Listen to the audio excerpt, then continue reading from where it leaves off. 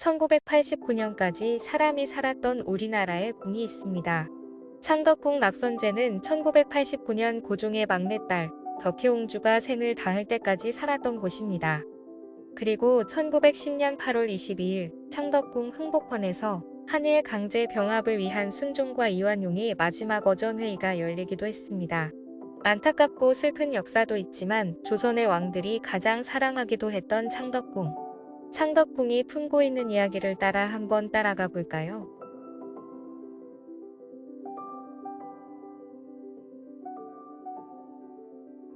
창덕궁은 태종 3년이었던 1405년 지어졌습니다.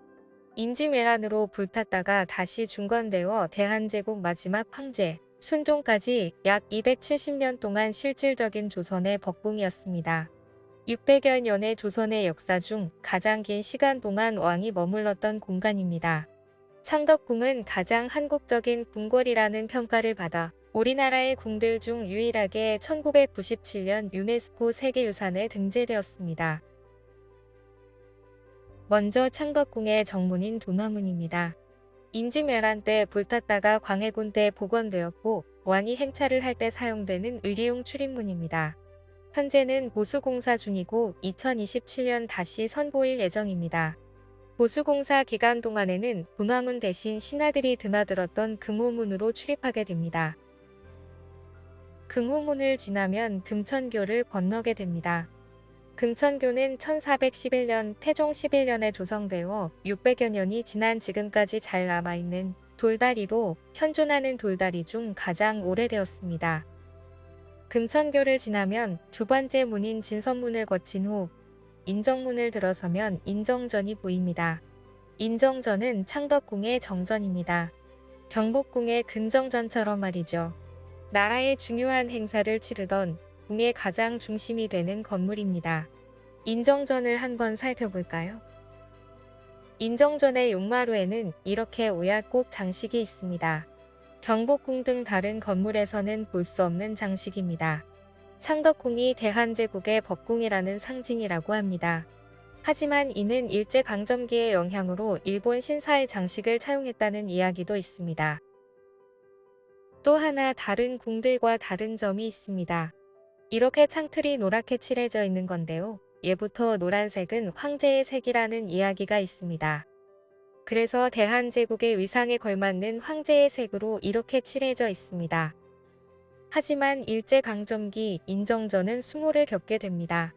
일제강점기 인정전 앞들을 공사하고 있는 모습입니다.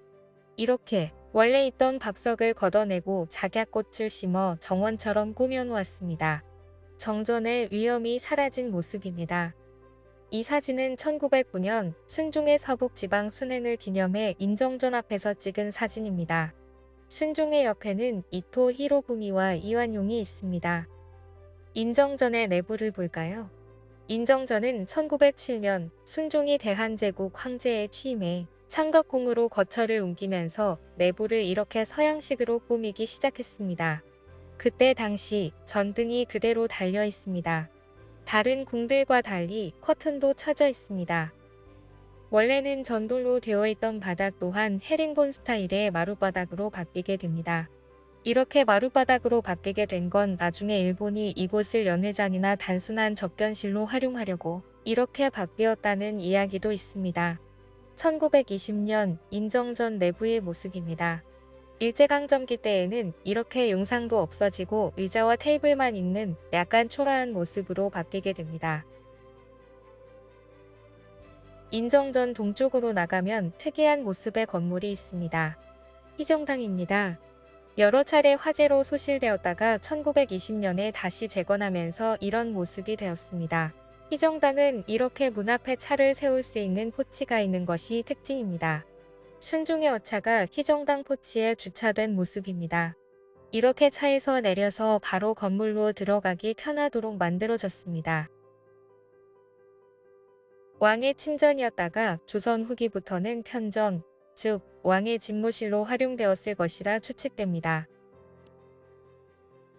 희정당 내부 모습입니다.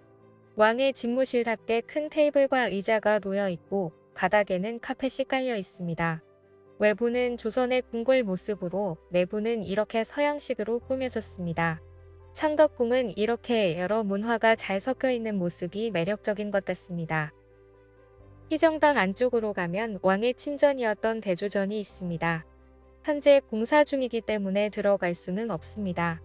하지만 이곳에는 창덕궁의 가장 비극적인 역사를 가지고 있는 건물이 있습니다. 흥복헌입니다. 바로 이곳에서 1910년 8월 22일 순종과 이완용, 윤덕영 등 친일파 관료들이 한일병합 도약 체결에 대한 마지막 어전 회의를 엽니다. 1시간도 안 되는 회의에서 순종은 조약 체결을 승인하게 됩니다. 순종의 조약 승인을 받아낸 이완용은 옥새를 들고 현재 남산 예장동에 위치한 데라우치 조선 총독 관저로 가서 협약서에 날인합니다. 이로써 조선은 완전히 일본에 강제병합하게 됩니다.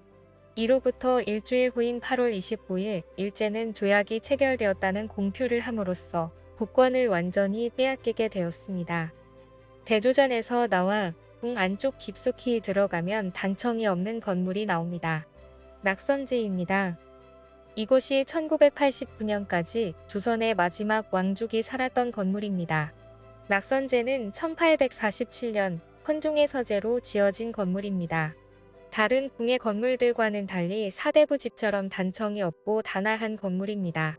마지막 황후인 순정효황후가 1966년 사망할 때까지 여기에서 살았고 1963년 고국으로 돌아온 을친왕과 그의 부인 이방자 여사도 이곳에서 마지막을 보냈습니다. 또한 덕혜옹주 역시 1962년 낙선제로 돌아와 여생을 보내다 1989년 이곳에서 사망했습니다. 순종의 비 순정효황후가 1960년 낙선제로 돌아오는 모습입니다. 뒤에는 상궁들이 따르고 있습니다. 한국전쟁 이후 10여 년 만에 돌아온 모습입니다. 왕족을 탐탁치 않게 여겼던 이승만 대통령 때문에 전쟁이 끝나도 오랫동안 궁으로 돌아갈 수 없게 되었습니다. 이후 박정희가 군사 쿠데타로 정권을 잡자 일본에 있던 영친왕과 이방자 여사 덕혜옹주가 차례로 귀국해 낙선제에 살게 됩니다.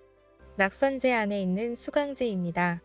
이곳은 고종의 막내딸 덕혜옹주가 1989년 세상을 떠나기 전까지 머물렀던 공간입니다. 30여 년 전까지만 해도 사람이 살았던 공간입니다. 패망한 나라의 왕족의 말년은 어땠을까요? 누군가는 일제강점기 평안한 삶을 누렸다고 왕족을 깎아내리기도 하겠죠. 하지만 식민지가 된 나라에서 과연 누가 평안했을까요? 해방된 조국에서조차 외면당한 개인의 아픔을 낙선제에서 한번 헤아려 본다면 어떨까요? 창덕궁에서 가장 아름다운 곳 후원입니다. 부용지와 부용각, 주함루, 영화당이 있는 곳으로 왕실의 정원이자 각종 행사가 열리던 곳이었습니다. 정조는 이곳을 무척 좋아하여 부용정과 주함루를 지었습니다. 주함루는 1층은 왕실의 도서관인 규장각이 2층은 회의 등을 했던 주함루로 되어 있습니다. 정조의 개혁 정치를 위한 싱크탱크 같은 곳으로 정약용, 박제가 등 실학자들을 키워낸 곳입니다. 하지만 이곳은 일제강점기 이토 히로부미를 비롯한 일본 관료들의 비밀 연회 장소로 쓰이기도 했습니다. 정조가 꿈꾸던 개혁 정치는 갑작스런 그의 죽음으로 멈추게 됩니다. 하지만 마지막 개혁의 불씨는 살아있었습니다.